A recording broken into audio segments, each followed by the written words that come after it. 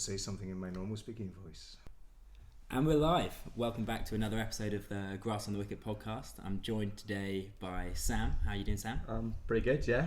I'm very excited to be playing cricket today. Yeah, it was surprisingly good weather today, actually. For what looked like a monsoon has just disappeared. Well, yeah, for now. We've got a new guest in the studio today, fresh from Twitter. We've got Neil Granger. Morning all. How are we doing? We're all right. A little sleep deprived, but we're otherwise good. But yeah, very much like Sam. Looking forward to playing some cricket. Bit of cricket. What's that? Anything better on a Saturday afternoon? No, not at all. At least give me a good excuse to not watch the football as well. So you should be happy after last night. I know, we're still not going to win. No. Positive.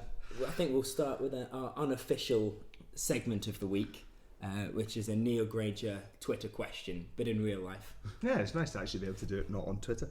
So question was, if you could see any two players from different eras facing off with bat and ball, who would you pick? Sam, do you want to? Well, I was going to say you can go first because you chucked out an answer immediately after Chippy asked us this question yesterday. I'd love to see Don Bradman, like prime Don Bradman, so basically any time in his career, face an overcast, green-seaming Jimmy Anderson spell. It's just who knows what would happen, because he could just still be absolutely fine, because he could do it on uncovered, really kind of kept pitches. So could he do it against Jimmy Anderson when he's absolutely firing?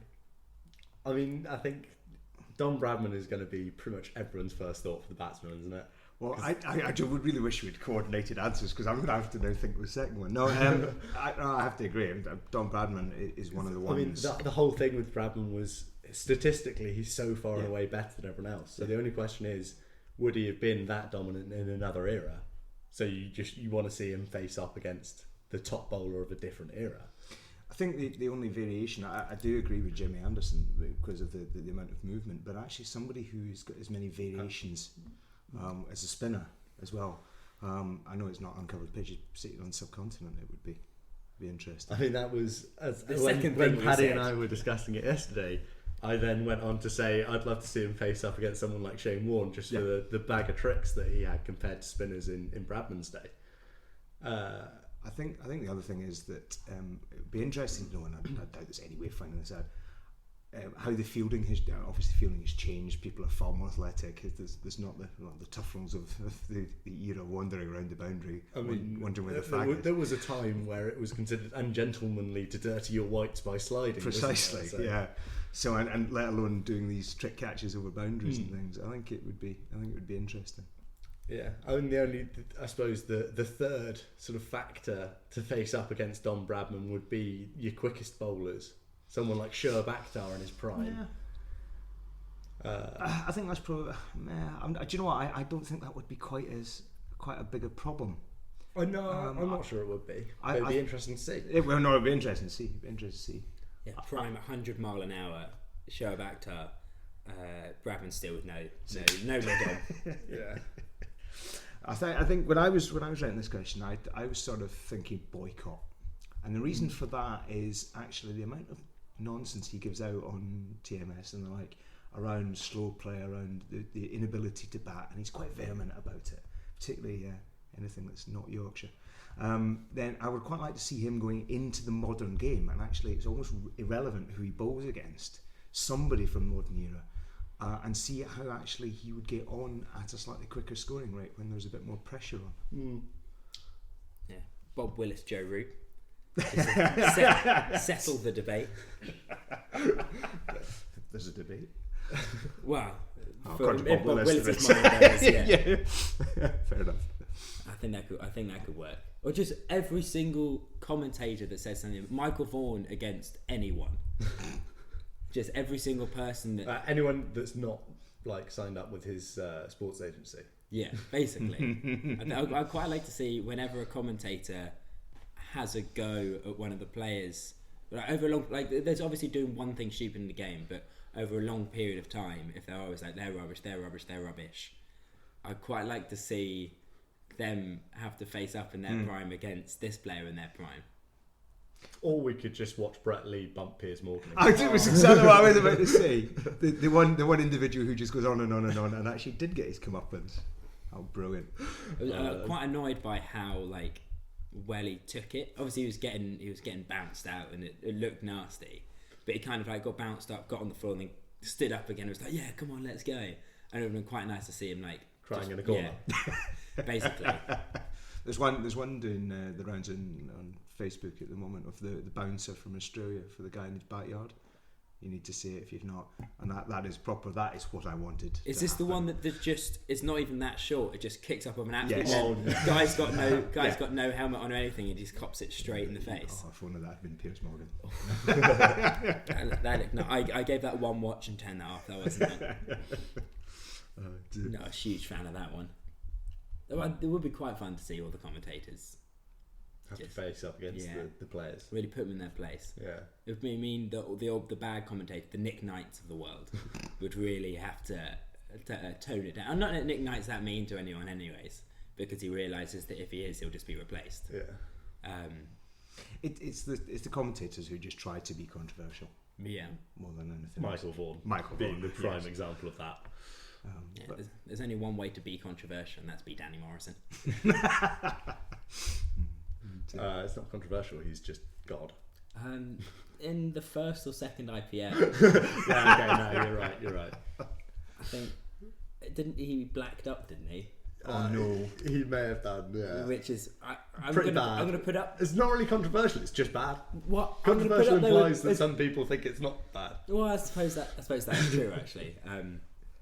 I suppose maybe one or two people on the planet will think it's not bad, but no, that's pretty poor. Yeah, I'll give you that. It's so weird that I like he's my favourite cricket like IPL commentator, and that he's just got that in the closet. And so you should hate him, but it was kind of like he didn't really mean to do it in an offensive way, but even if you have done it, it's so offensive. The thing is, with Danny Morrison, he might not have realised he'd blacked up. He might have just happened to have smeared chocolate on his face or something. Yeah.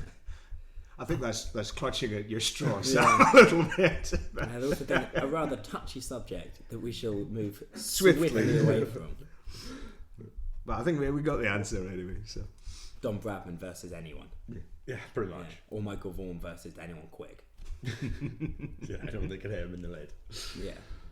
I suppose the next news to move on to is the 4 teams that have just gained ODI status. Oman, USA, Namibia and Papua New Guinea all just secured themselves ODI status for, I believe, the next 2 years. Mm-hmm. Congratulations. Yeah, it's good. Real shame to Canada. Canada were playing USA, and Canada needed to bowl the US out for 2-1-2 to keep ODI status, and they bowled them out for 2-1-5. That's brutal. And say on the chopping block, see you later. Yeah. Which is so harsh. But I suppose it's just an arbitrary thing. Well, it sort of is. It's net run rate, isn't it? Yeah. So if they'd done better in other games, they would have gotten away with it. But it's unlucky. I think it is good to see though a little bit of movement around. I'm not a big fan of removal of ODI status, but actually getting the other sides to come through. Yeah. I think certainly USA in their over enthusiastic manner. Well, that's the sort of thing that might just prove to be the spark for cricket in the USA. You hope. Yeah. Them gaining status is like that. To be honest, the spark for the US, I still think could be playing an IPL guest game in the US. I know it would never happen, not in the IPL, but it's something the US do. The US play the NFL games across here. They brought basketball across last year to grow the game. So why not ICC consider something similar the other way? Yeah. Well, because the ICC sorry, don't want to grow cricket rhetorical for some question. reason. No, indeed, but no, I think it's fantastic. Could throw a game of the 100 over. I mean, it seems we want to make them like cricket, not hate it. Well, it's such a stupid tournament already. Why not just give them a chance? It's nice to see you're open-minded about it, Paddy. Well, it's especially when the blast is already a thing. The blast is good. I'm gonna. Well, and they're going to downgrade the 50 over comp. That we just should mention the fact Yorkshire in their last 3 games in that have tied one, lost by a run, and then tied another one. I mean, how's that for mental cricket? Yeah, and also Peter Trigo is just. Well, he's past it, isn't he? Yeah, he's past it. He could have made 200. And he's just not got out in the locker anymore. Yeah, for anyone that didn't see the Somerset versus Essex game, 140 for Peter Trigo, 37-year-old evergreen Peter Trigo. Although to be fair, I think he was rather outshone yesterday by James Vince's 190 yeah, it was looking good. for Hampshire. Interestingly, I saw the highlights of it, of like all the boundaries, and there was barely a cover drive in sight. It's unusual. Just, yeah, for a man whose number one shot is the cover drive, and is basically the reason that he kept getting out in Test cricket. maybe he's learned to show it. Maybe. Probably not. But there is swinging away. There is a difference, yeah, when the white ball stops swinging after 5 overs. Is he just going to fall back on it when he gets the county champ again? Who knows? So, well, he might get an opportunity, and I think that's something we're going to come on to later. Well, I think there's, definitely a chance. What do we move on to next? Wow, we've got written on the agenda, which I know exactly 0 about, so it'll be interesting to learn. Laxman and Tendulkar served notice over conflicts of interest. So the BCCI have basically given them notice for their roles with them because of roles that they also hold in the IPL. I was trying to actually find the article again because I failed to make. So it's not a conflict of interest, and they're trying to grow the game. The BCCI are trying to make money. Sounds about right. But it's a conflict it's conflicts because of the Good Morning Hyderabad's for Laxman and the Mumbai Indians for although with Tendulkar he's listed as an icon. Yes, it's a pretty unofficial role, I think. We need a role for him. Oh, come on, we can't put God. That might be a wee bit up. Icon, yeah, that'll work. Yeah, so it's a bit of an odd one for him, I think, because I don't know if he was consulted before being told he was Mumbai Indians icon. So, but it was one of the things was noted that this is not the first time Ganguly was up for it as well. So there is a bit of a history of this that's almost sort of weeding out. I mean, the conflict of interest within the IPL have been going on since the start, and they're still there. I can't say anybody should be surprised. No, really. But. Well, I mean, you've got so much nepotism and stuff in Indian cricket, especially. And then you've got I'm assuming you've watched Death of a Gentleman, yes. Chippy. Yeah. Of course. And of course, it's pointed out in that MS Dhoni's a vice president of India Cements. How is that not a conflict of interest? He's basically guaranteed to just be captain for as long as he wants with a team that's main sponsor is India Cements. Yep. It's a difficult one, and I don't. There's so much money in the game and such enthusiasm in India, and it becomes very difficult. I think we're going to see more of these. Yeah, it's moving into the Formula One territory of you get picked and you'll play if you bring in a sponsor. If you can bring in the money, then you'll play, and it's not really going to be as much on talent. So it's a shame that doesn't work at club cricket. That's just if you can drive, you're in the team. I think it is also interesting the Indian courts are sort of becoming more and more involved in preventing this stuff. Yeah, I think it's probably the reason why it's probably newsworthy is it's not saying Ganguly wasn't, but certainly we're sort of into an era now where there's a lot of more interest in cricket. Tendulkar, given who he is, given what he is in cricket, particularly to India, he's a big name. Yeah, and we're not seeing the last. We're definitely not seeing there's definitely going to be more. The IPL is always heavy on the controversy. I'm sure that we'll always have more and more and more more to talk about, and more, and it will never stop. But I suppose that's what makes it. It adds an extra dimension, doesn't it? 4D. What? 4D cricket competition. Match fixing as well. You've got.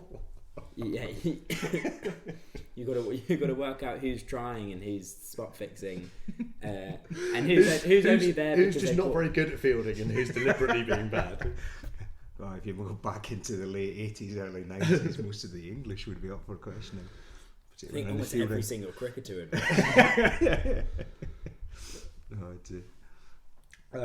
Should we move on to discussing the Ireland-England game that's coming up? We can do. Big game, I'm sure. More for Ireland than anything else. Yeah. Being played at Malahide on the 3rd of May, I believe. That's on Friday. Yeah. Next Friday. Lovely ground, Malahide. Don't know if I ever told you, Sam, but I actually played there. Well, but not on the ground. Yeah. not on the ground because of something to do with there was a game in like 3 weeks' time and they didn't like us, so they moved us to the pitch at the back. But I did see. So the son of Ireland's coach was playing, and he is an absolute unit, and he hit the biggest six I've ever seen in my life. I'm not kidding. When our captain came onto bowl, left arm spinner, and his econ was 40 something because he kept bowling no balls as well as getting hit for. I think he got hit for 6 sixes in an over, and there was a couple no balls thrown in there as well. Oh, nice. And he bowled 2 overs. Yeah, it was bad and to watch. This six was just bullet straight. So it was already a pretty long boundary. That's probably 70-metre straight boundary. Then there was another 20 odd metres, then a hedge, and then a big field past that, and it cleared the hedge and some. Like it was going. I'd say it was up there in the 130 metre range. This thing was 130. launched. This guy was absolutely built, and it was such. He had such a power play at the beginning of the game as well, as we're all kind of like wondering and not knowing if they're going to be any good or not. And this absolute monster's just sitting there in the just tight, like budgie smugglers in the changing room that we're sharing. He's just sitting in the corner. Right, lads, how are we doing? And we're just like, oh my goodness, this is going to be a long day. Back to the international cricket rather than No, this is more important. the uni tour cricket. Billings, of course, ruled out. He was initially going to play, but dislocated his shoulder, and then within about 5 minutes of walking onto the pitch yesterday as well. Yeah, got to feel sorry awful for him. He requires surgery on it. So he's going to be out for 3 to 5 months apparently. You hate to see it. Massive blow for him, because obviously he would have been looking to push his way into the World Cup squad. Ben Folkes has come in to replace him as wicket keeper, which I think is frankly a good decision. I like Folkes. He was it was a bit of an odd way for him to get into the team in the first place with the Bairstow injury, but I thought he was worthy of a bit more of a go. Absolutely. I mean, I've never made a secret of the fact that I'm a big fan of picking your best keeper, and Folkes is definitely up there as one of the best keepers in England and probably the world as well, to be fair. So yeah, it's good to see him getting more games. I suppose the only argument around that is that Bairstow's handy as a keeper. He's all right. As an international level keeper, he's all right. You can enter like Dhoni, and he's not quite the same. Not from that point of view, but again, I get your point about best wicket keepers. Folkes to Bairstow, Folkes is streets ahead. Oh, in terms of wicket keeping, without a shadow of a doubt, yeah. But in terms of angry blokeness, most likely to headbutt their own helmet or other people. Yeah, the opposition team, his own team, just headbutt things. Yeah. Was it Hales? I can't remember. I don't want to throw Hales under the bus, but I think it was said that he's seen Bairstow get out, headbutt his own helmet in the change room so much that he's broken it. Nice. How hard is Bairstow's head? It must be absolutely rock solid. So he doesn't lead everything with it. He doesn't need a bat. Just nod the ball for 6. I do like a good cricketing tantrum. It's always amusing. Or the big cheese's bat throw through Lords, where he placed the bat gently straight through the window. Yeah, the self-proclaimed big cheese, Matt Pryor. You can't give yourself a nickname. That's a big thing. Cricket Certainly is not that nickname. Cricket is huge for nicknames, and you can't give yourself your own. We've got a player at the moment who is just another Paddy, who is so because we're both called Paddy. I'm older than him by like a month. Therefore, I get the right to Paddy. So we're currently cycling through nicknames till we find one that he hates enough, that we can stick with. but not so much that he's like won't respond to it. He doesn't help himself though. No, he really doesn't. It was Thursday night, so we were playing on Thursday night attempting to play on Thursday night in the weather and the rain, for the Flamingos, and other Paddy, or Pickles or Rick or whatever, is now Michael stroke Billy, because of the one glove bowling incident where he decided to channel his inner Michael Jackson.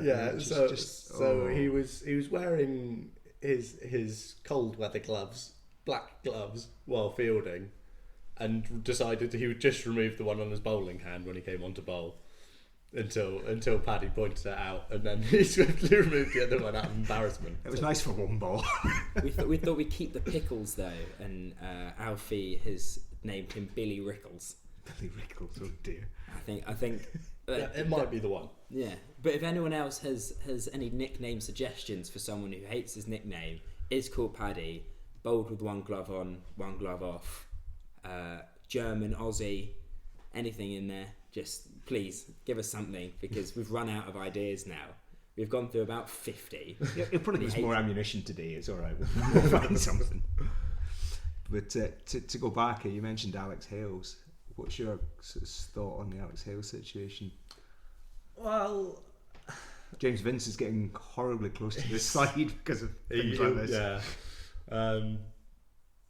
So he's serving a 21-day ban because he's failed a test for recreational drugs for the second time, and that's ECB policy. Is first time you get offered counselling, isn't it? Yeah, counselling and stuff to help you, and second time it's 21-day ban. Obviously, you also get all the help again, but ultimately he knew. I'm sure he knew the consequences of doing whatever drug it is that he's done. So he kind of has to take the ban on the gin. I think that's a fair comment. But there was a number of comments last night on Twitter and indeed some of the other social medias of it's his private life.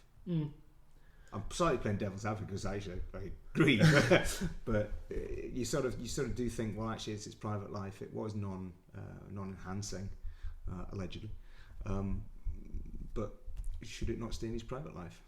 Well, I mean, there certainly is an argument for that. But then you go the other way. If he's been tested for recreational drugs and is found positive, should he not find himself in some legal trouble? It's a very fair point. Yeah. So you can say it's his private. It's his private life, but he has broken the law. Yeah. Though I don't think we should get into drug laws on a cricket podcast with three guys at 9 o'clock on a Saturday morning. No, it's one of those things for me. It's hardly a well-kept secret that a lot of players in the county circuit are taking quite a lot of drugs, and surely at some point it all has to come round full circle, and people have to start getting in trouble for putting their careers in jeopardy over just a couple nights of having a good time with your mates, a couple lines of blow, and out partying on the town.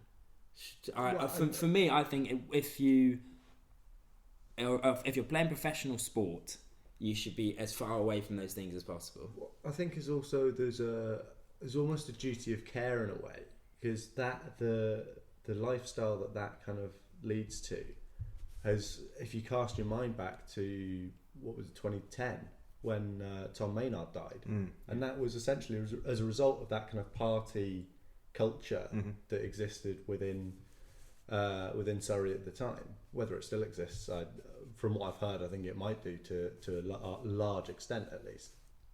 And you have to remember that these players come into this into the dressing room at the age of sort of like 18, 19, 20. They're still young, they're still very impressionable.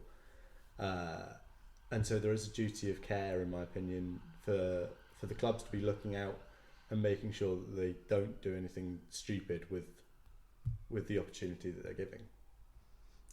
Yeah, again, that's fair. I mean, I probably do hold the view slightly closer to Paddy's around the.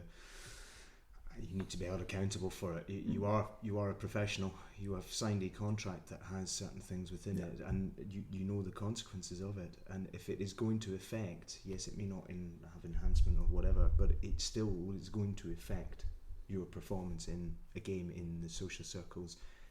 And you can start throwing the role model piece around as well if you really wanted to as well. But yeah, because even if it doesn't affect your performance on the pitch, it's going to affect how you interact with the teammates and the coaching staff. Sometimes if they're all on drugs, it could be positive. Who knows?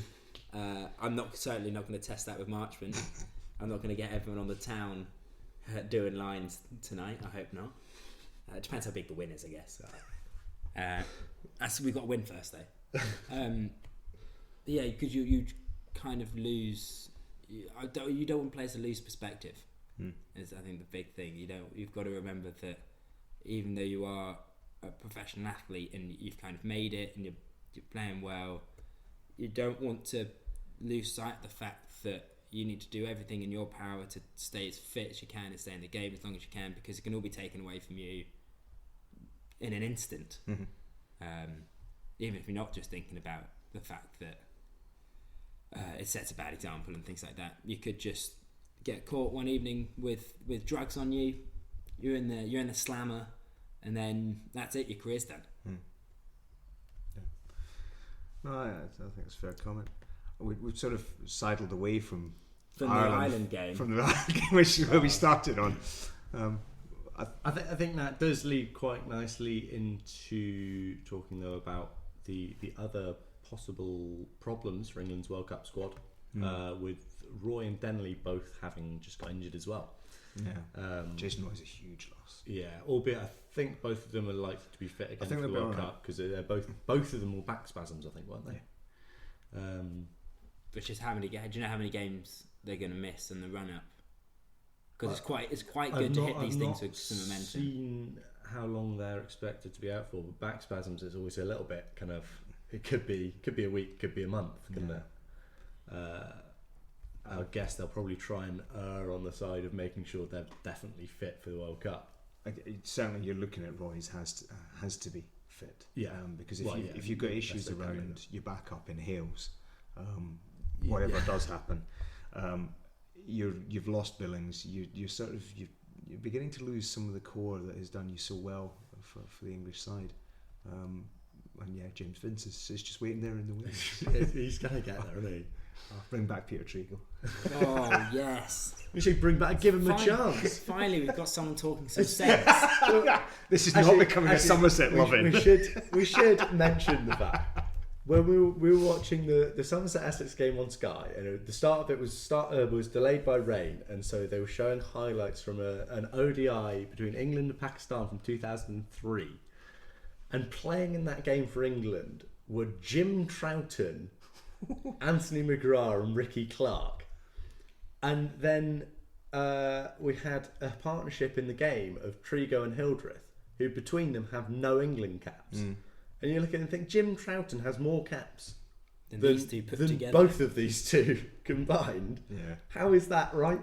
I have real sympathy for Hildreth. You and I have talked about this before. I still think he's been horribly hard done by. But yeah. I don't think we've ever mentioned the fact that. No. I don't know if we've ever had the conversation that Hildreth deserves an England spot. Yeah, not sure. No. I don't know if I've ever said that Trigo. I've never said in seriousness that Trigo should get a call up to the England squad. But I mean, if he's going to score runs, there was a point in time where actually he probably could have done. They were scratching around a bit. But do you have a county championship team? Sort of. I have family links to Nottinghamshire, but I actually have a very tenuous link and support Lancashire. So yeah, not Somerset. Oh, nice tip to County. Yeah. Like the door is there. No, it's fine. It's probably I more I'm not quite like you guys with the Somerset piece, but I like to see how they're getting on. But Nottinghamshire, it was nice to see them blast 400 again in an ODI yesterday. Yeah, I mean, It's getting is ridiculous. It It is Trent Bridge. Sneeze it over the boundary. Look, yeah, three yards away from me, there's the boundary. Yeah. One thing I'm interested in, it's not going to be a smooth segue, but it's going to be a segue nonetheless, is cricket in Scotland. You growing up, how did you get into cricket and what started cricket madness? Yeah. And the stats madness The alongside stats madness are just the way I think I'm wired more than anything else. It's actually that probably came out of things like fantasy football and that side of things, and just being obsessed with statistics and numbers. Just quickly steal a J slogan, just to clarify. Chippy runs the stats for all the teams we play for. I assume all the teams that you play for that we're not a part of, and it's full on. Like there's a stat attack every couple of weeks. There's you get your full on averages going back to 99, isn't it? So it's a bit like the Premier League. We've got all the stats back to 99, everything, and then we've got the first 11 stats back to 1985. So it's quite a decent archive now. Yeah, and is this all on a little spreadsheet? No, I've got a program that does it for me. Fortunately, it's not quite the Excel spreadsheet, but no. Knowing you, it's probably a program you've coded yourself, though, is it? No, shush. No, I can't take credit for that. No, it is a bit of an obsession. I find it interesting. I'd like sort of it comes out of just being able to draw examples and have you seen Moneyball? Yeah. Is that about the 14 or 15 times? Yeah, okay. So you understand that side of things. And whilst it's not the be all and end all, I know certain people, Pete McSimchick being one of them, would very frequently remind me it's not all about the statistics. It has pretty large sway. You can't hide too many things within it. So that's the statistics piece of it. So I got into cricket when I was about 7, and it was because my primary school teacher played for Holy Cross, and we were at a state primary. They were looking for something to do with the kids that was a bit different, and Derek Peach, as it was, turned around and said, well, let's get them involved with cricket. And he basically took it upon himself to take two school classes of 30 each to Carlton, and basically get people involved. And Robin Singh, the Indian middle order batsman, was the pro there at the time, and he was great. He was enthusiastic, and unfortunately probably the conversion rate wasn't particularly high. There was a few of us who came out the other side playing cricket, but it just turned into a bit of an obsession from that point, because it was something that frankly I wasn't dreadful at. I was never the biggest in terms of height, maybe slightly rounder, but so it fitted in, and I could field, and yeah, it's wow. Well, not after Thursday night's performance where you just let everything go past you mid-on. No, that's not true. My overthrow that Sam let through his legs was a big, and the drop catch that was was awful. a big. Yeah. Whilst we're here, don't throw me under the bus when he sat across there. Yeah, I was going to be mean. I was going to be mean to Chippy. About his fielding. You dropped a catch of my bowling. I did. That's because the ball was a bar of soap. Oh, agree. Just like catch it, like cuddle it. We got to run out anyway. Yeah, but because it hit you in the chest and it hit me on the chest. It hit me on the thumbs and kind of slipped off. I didn't get any points in his fantasy league for it.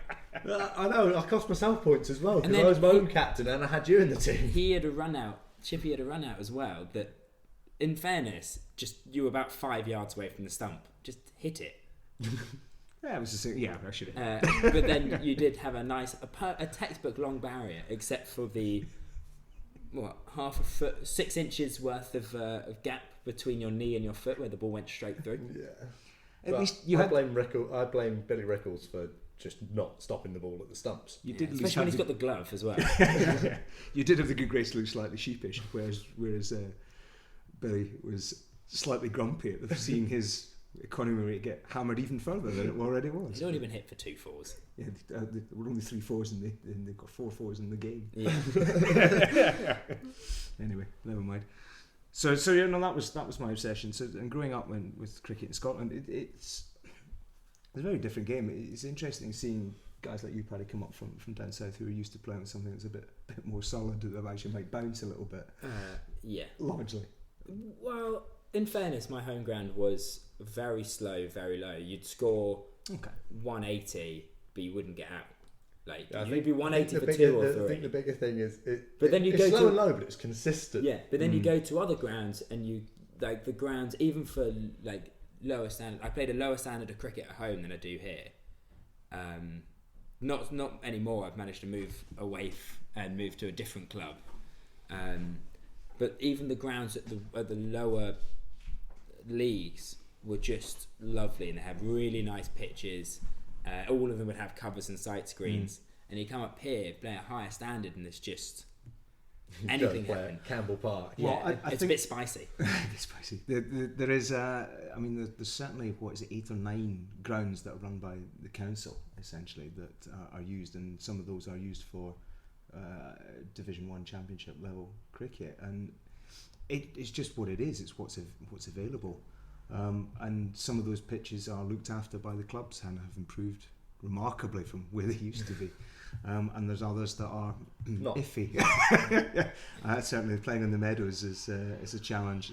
It's nice, but you were there last week. Yeah, it was awful. It was awful.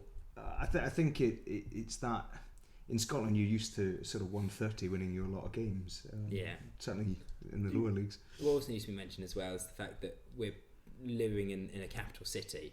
We're in the middle of town, and there are 5 or 6 grounds within walking distance of us, which is pretty remarkable.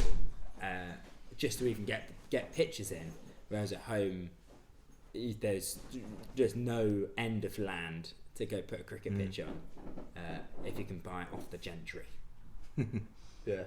I mean, that's it. As much as we like to complain about how dodgy the meadows is to play on, it is a bit iffy. But to have that in the middle of, as I say, a capital city it's fantastic. Is incredible. 3 pitches on the.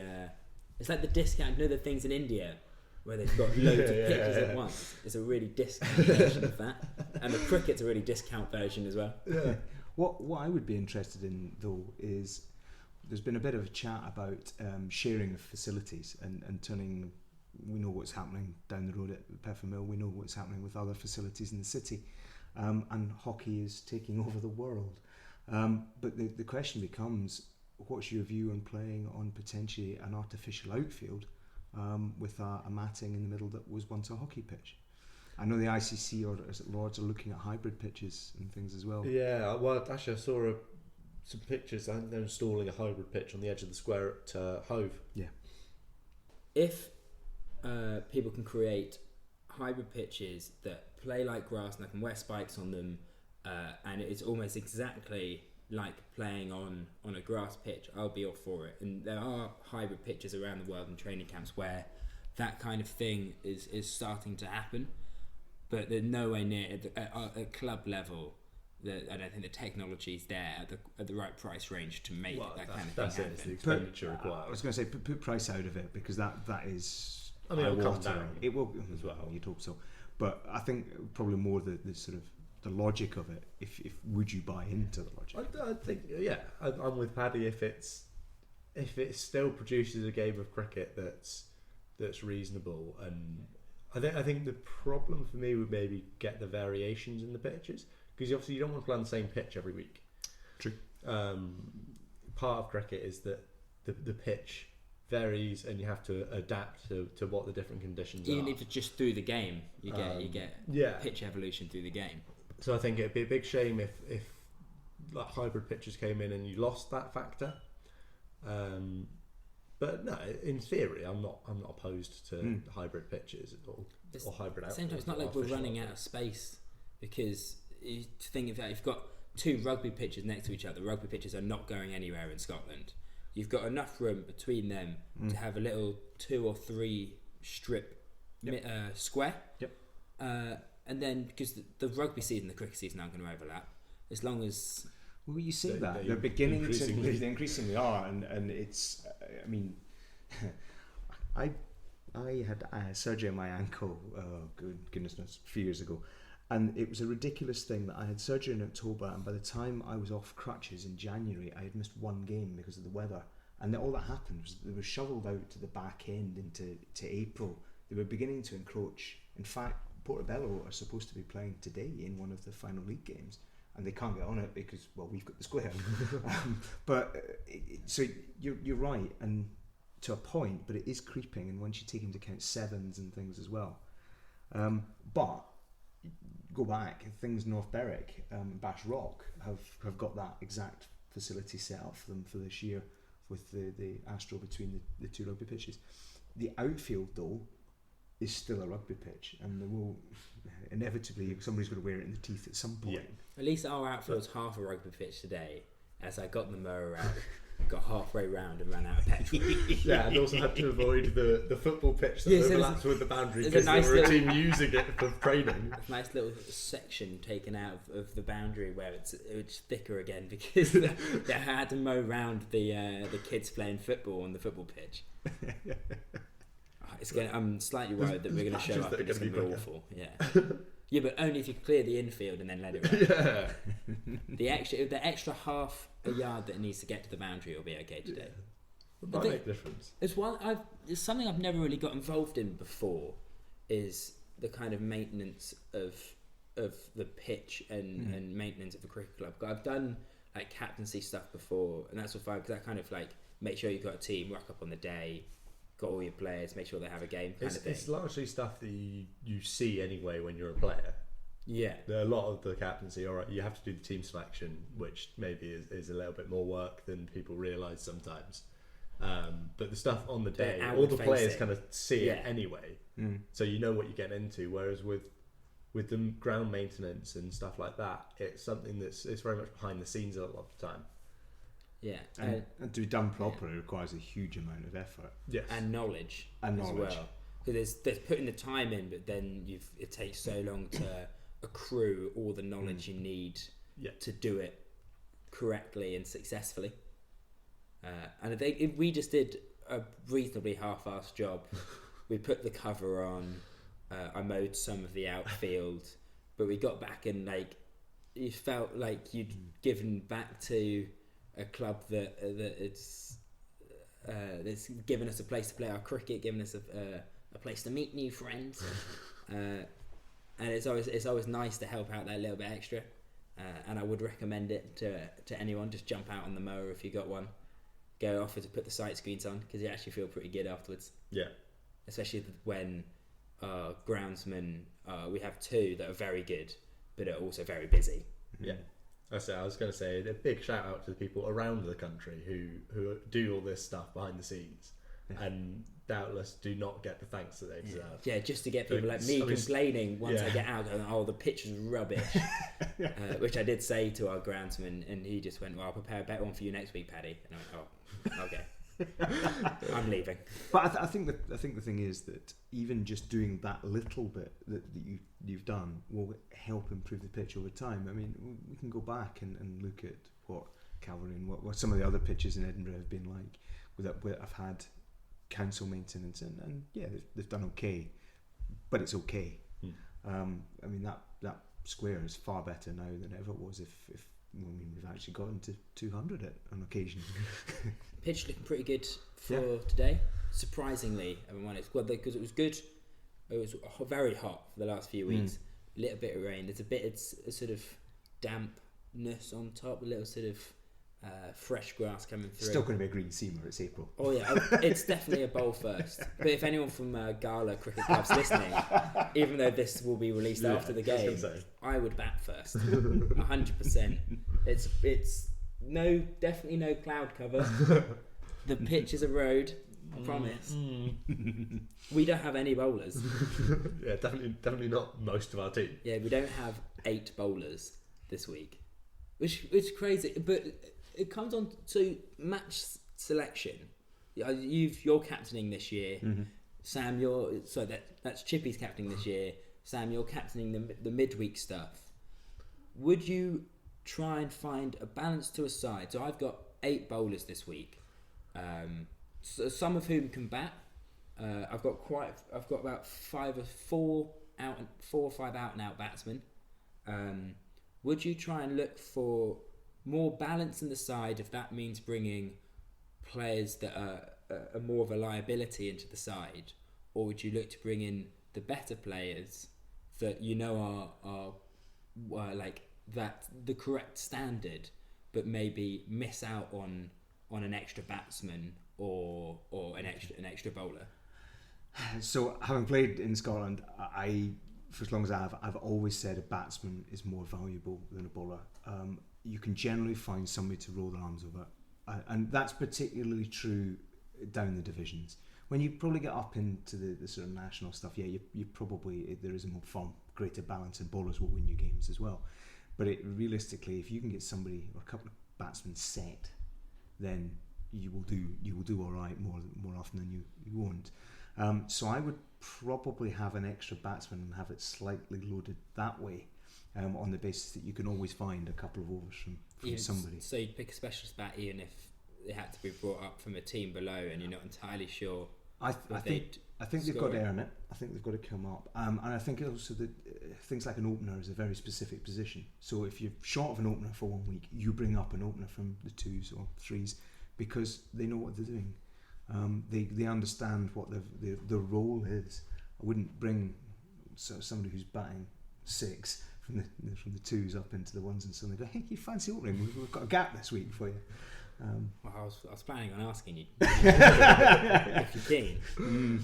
Not for one. I think for me, for midweek stuff, it's a little bit different, obviously, because it's part of that. If you can stuff get 11, is part of it's can you get 11 available, and also you're trying to get as many people as possible involved. Yeah. So you're a little bit kind of this person's maybe not played in a couple of weeks, so they get a game regardless of balance of the team. But I mean, it was something I had to deal with when I was captaining the Uni 3s, and for me, I'd go for balance of the team over picking. I'd rather pick someone to help the balance of the team, even if they're a worse cricketer, than someone who would make the team less balanced, even if they're better. I'll tell you one. I wouldn't say it's a piece of advice that I've gone with. One kind of my mantra for if I've got a spot open and it's kind of like the 11th player spot, or even if it's just at any spot, it's just I will pick someone who's a better fielder over their batting or bowling. If you can bat and bat well, but I have to hide you in the field, I'll be so not inclined to pick them. It depends on the other people you're trying to hide, admittedly. It also depends how good they are at batting. Yeah. But fielding saves you so many runs. Yeah. If you've got good fielders, you'll save 30-40, and it's basically as if you've got an extra batsman in the side. So there was okay. So I'll go back to my stats again here. There was a wee study done. Spreadsheets. There was a stat last year done as part of the ESPN Crick Info stuff, and they were looking at fielding specifically because there's an awful lot of statistics around batting, bowling, but very little around fielding, other than the sort of raw catches, stumpings, etc., etc. And they looked at and watched back a whole load of games and sort of rated the fielding, and they found that I think it was about 70% of games were won by the team who fielded better, almost largely irrelevant of what the batting and bowling was. And I think it seems a wee bit obvious, but catches win matches and all that, but it's not just catches. It was ground fielding, it was cutting off singles, it was putting pressure on. You can build so much pressure in the field, exactly. And you can also release it so easily with bad fielding. Exactly. Turning 2s into 1s. It doesn't matter how good your bowling is, you'll be hit along the ground at some point. And if your fielding is, to take it to the extreme, if your fielders just don't do anything, then you can bowl as well as you like, but you're going to go for runs still. Yeah. So I get your point. I think the only other consideration about 1s to 2s or 2s to 3s is if it's done as a sort of one-off, I don't think there's an issue in I'm going to use the term loosely, ruining somebody's game for the day. But I think if it's a consistent thing of you're a sweater filler into the 1s, I don't think that's a good thing to be around. because you've got to look at what the impact of removing that player from the 2s or 3s is on the 2s or 3s. Yeah, and also or just on that bloke as well. If they want to show up and play some cricket, and if they're showing up and being the 11th man and not doing anything, then after a few weeks they're just going to go, right, well, I'm done. Yeah, no, exactly. thank you. I'll see you guys maybe next season, but probably not. It's tricky. There's a balance. You've got the easy job. You're first 11 skipper, though. Yeah. I'll have them. Yeah, they're mine. Well, to be fair, you helped out the 2s captains by just finding another player to be your 11th player this week. Yeah. Finding a player who's asked about Marchmont Cricket Club quite a few times, and just completely escaped my mind. I hadn't seen him for a few months. Until what? Monday? Yeah, Monday or Tuesday. That's good. So yeah, we've got Good little late 11. recruit. It's quite nice. I've never had this. I've never had it before where I get to pick the first 11. I get to pick like the best players. They're all mine. You can have what's left, which is everyone's got a very solid team out. Today it is. And actually, there were still 7 or 8 people available, which is a bit sad that they're not playing cricket. Shame for them, but good for them. But frankly, they'll get an opportunity in weeks to come. Yeah. I think it speaks wonders of the difference between a big club and a nice club. I certainly wouldn't describe us as a big club. No. But I think the biggest compliment we get isn't around our cricket. It's the fact that everyone around the clubs are like a nice, and it's a nice atmosphere and a nice bunch of blokes to be around. And if you look at us, we all, like there were points last season. I'm sure we're gonna have points this season where we could get a 4th team out. Mm-hmm. And last season, Granger Cricket Club, who are the biggest club, they're where the Scotland games get played. They're the big dogs. Win the top league every year. They didn't get a. Sure, somebody will challenge that one.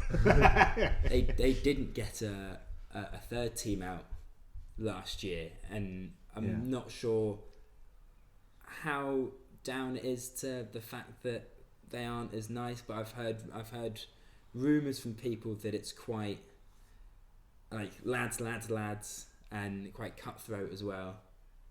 They're just having a nice club is a welcome break from playing back at home as well. I think it all comes back to you want to play with your mates on a Saturday. Yeah. And actually, you, there's always going to be the odd person you maybe don't see quite as eye to eye with. Paddy's smirking. but you're gonna get in. You're gonna want to go and have a beer with them afterwards. That's the biggest thing. Or Coke, because it's such an awful some lines. Because such an awful. That was quite where I was going with that. Well, you said it.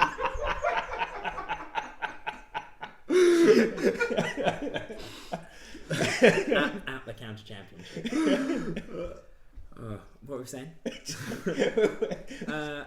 Because it's such an awful sport. It's such a long time. There is the chance that you do nothing, and you just want to rock up and play with your pals, don't you? Yeah. I'm just slightly worried that we're going to get in trouble, despite the fact that Chippy is a Marchmont player. He is also president of ASCA. Yep. I feel like they might investigate us for drug use. I'll just deflect onto Paddy. It's fine. No, there'll be no drug use in my team. Good. What about paracetamol? Frequent use. I might not get it through a game at some point. I can't have my paracetamol and ibuprofen. My shoulder. I was going to say there's so many broken shoulders. I bowled 10 on Wednesday and my shoulders are absolutely ruined. Trying to bowl 1 over of spin on Thursday hurt a lot. It was a couple of good moon balls in there. It was good. Yeah, the more flight you get, the more likely you are to get a wicket. Yeah, that's what I heard. Which is my mantra with seam bowling. I think we should quickly move on to... move on. We haven't moved on it in 30 minutes. I mean, move on and get through it quickly. To something that Chippy put in the agenda, I believe. Yes. That I should have put in, but I completely forgot about, which is Shane Watson is retiring. Yes. and quite a career. Paddy has just done the DRS signal, which is what I remember him for, and I think what most of us would remember. I already made a joke when I saw that was in the agenda. I said presumably he's going to send that upstairs. If you look at his statistics, he's one of the few players who's shut up. He's one of the few players who's been number one batsman and all rounder in the world. There's no debating that he was a pretty decent player. Phenomenal. It's a shame that he spent so much time reviewing things because it kind of took away from the fact that how good he was. The compilation video on YouTube of him hysterical. reviewing things is up there with one of my favourite videos. I think it's hysterical. Just the number of plum LBs that he just I'll send that upstairs. He's got such large front boards. You thought after the first few you'd be like, oh, okay, maybe I do get myself trapped in front. I think at some point the team would have just said, look, Shane, if you're out LB, just don't review it. You probably are out. Yeah, just stop. Because he didn't get that many overturned either. Well, so it's funny you said this because I knew this was going to come up because I was chuckling about it, and actually this is test only. Okay. So he was 33% successful in his challenges, the DRS. He's not the worst. Brendan McCullum was only 27%. He's one of the biggest offenders. But he is up there for one of the individuals who uses it the most. Yeah, and I think it's criminal as well as an opening batsman, which obviously he was for a large chunk of his reviews, especially. You're wasting one that the rest of the team might need. Yeah. If you're number 6 or 7, you're kind of looking, I'm the last batsman, it's worth a stab. If you're Josh Butler, Butler, upstairs. If you're Josh Butler and you're shepherding the tail. On the off chance I've managed to. And that's absolutely fine. But the thing is that I don't know, I don't have the number, but of those 12, how many of them were for LBW where he stuck his pad right in front of the stumps? Probably all 12. Yeah. So it's a bit frightening, but he's done really well. Just on that, just because you know how much I love Stuart Broad, I was interested to notice the other individual who likes a DRS. Spurious review. He has had a significant number, 31 bowling reviews where he's 29% successful. Yeah. Jimmy Anderson, 46 reviews at 20%. Ooh. Yeah, I sort of raised an eyebrow on that this morning. But I think the reason that you don't kind of think of Jimmy Anderson in the same way is with Stuart Broad, it's very obvious when there's a review of his bowling, it's because he's like, yeah, that's out. True, very true. Whereas with Jimmy, he never looks that. Generally, when he looks really interested, in my mind, it's when it is actually out. I think maybe a lot of the other ones are maybe led by keeper or captain. I think that's probably true. I mean, there's the joke again, a bit like Shane Watson, where you've got Broad turning round and just automatically signalling. Oh, we've got Marchman's opening bowler just walked through the door. Should point out 10:54 because we had a little sweepstakes in the flat last night. 10:54. Who's won? As to what time Simon was going to show up, because he is never late. He said around 11. He said around 11, so we were kind of after like 11's out of the window. Yeah. So 54 is it's halfway between Fraser and Alfie. So well done you two for predicting that Simon would be exactly 6 minutes 6 minutes early. Have you ever been late to anything in your life? Yeah, but not of my own fault. You're going to fit in so well at Marchman. You're not going to fit in with everyone else who shows up late consistently. Yeah. You're certainly going to get on very well with the captain, who is a stickler for the game start. The game starts at 1. You show up at 12, and 12's when the warm up starts, not when the car starts. Well, I think we've got some sort of a party going on. So I think we should probably wrap it up soon before we get too many chefs. Yeah. Have we got a top tip for club cricketers? Have you got one, Chippy? Well, I think I've mentioned it earlier. Have the ability to have a car. With the game away in Selkirk this morning, there was a point where literally I was being picked in the team because I could drive, and I was one of 2. So yeah, I think that's probably the top tip. Paddy might see it slightly differently. I got hit with a complete reverse of this the other day because you have to have a license to drive the minibus from RSU for our uni games. For our uni games, yeah, and there was a late dropout in our ones, and it was my spot. Like there was no other seamers available except for Simon. who was late on a way. And I missed out on this spot because no one else in the 2s could drive the minibus, and I'm yet to make a ones appearance. Paddy's been going on about how he wants to make a ones appearance this season but as well. He's desperate. The little veins on the side of his head's going. On the flip side, I am playing for the ones this week. But again, because no one can drive the minibus, I don't want to play this one because there's an overnight trip to Loughborough. Oh, nice. Nice. A long old drive. A very long drive. So our top tip for club cricketers this week is have a car. Have a car, but don't do the minibus test. For the love of God, don't do the minibus test. Wait, no. Everyone do the minibus test. Everyone please do the minibus test. And I think on that note, Sam, do you want to talk us through the socials? Yeah, so on Twitter, we're at GrassWicket. We're Grass and Wicket Podcast on Facebook. We're on Spotify. We're on Apple Podcasts. We're on Podbean. And we're on Stitcher. And we're on YouTube as well. Yeah, Chippy, got any final remarks, comments? Other than it's been a bit of fun. Yeah, thank you very much. I've got to go and drive to Selkirk now. Thank you very much for coming along and giving us real life Twitter questions. I'm sure we'll see you asking a question about this podcast on Twitter this evening. Shout it out. Well, yeah, thank you very much for listening, everyone, and I'm sure, hopefully we see you all next time. Cheers. Cheers. Yeah.